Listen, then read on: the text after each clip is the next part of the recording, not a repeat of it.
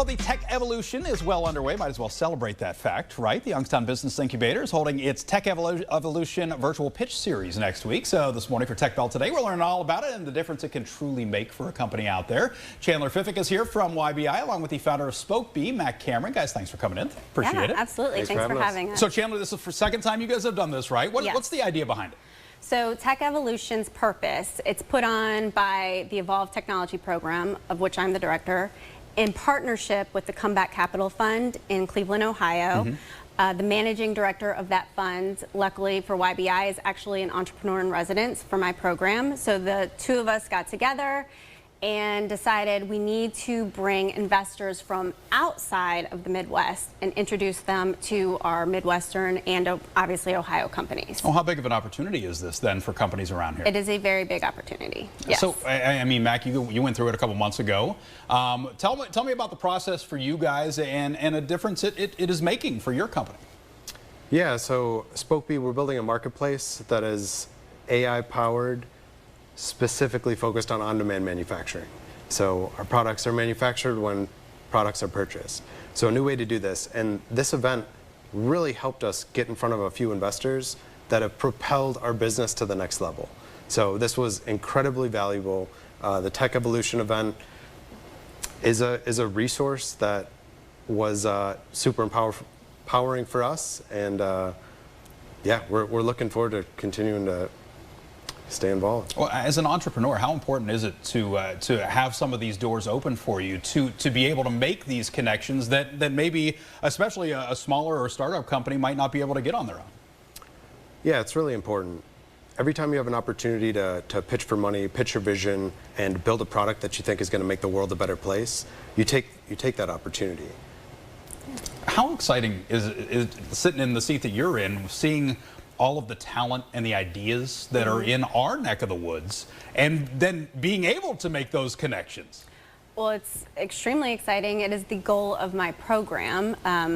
I work with tech-based companies throughout Northeast Ohio. The goal is to get them funded and help them to get to the point where they're exiting or, and moving on to the next startup. So this is a virtual event, and it's open to any accredited investor. So you don't have to be from other parts of the country. You can be from Ohio as well, part of a fund or an angel investor, as long as you're accredited. Still looking for people to get involved then? Yeah, we have the link to the form on the Evolve page of the website, so ybi.org/evolve, and the investor registration is there.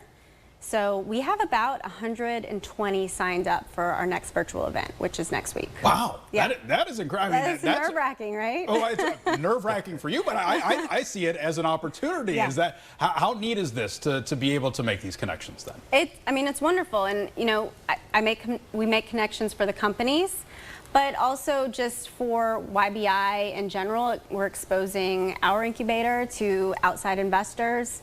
So it's all around just a wonderful opportunity to get exposure. We talk about this region, Mac.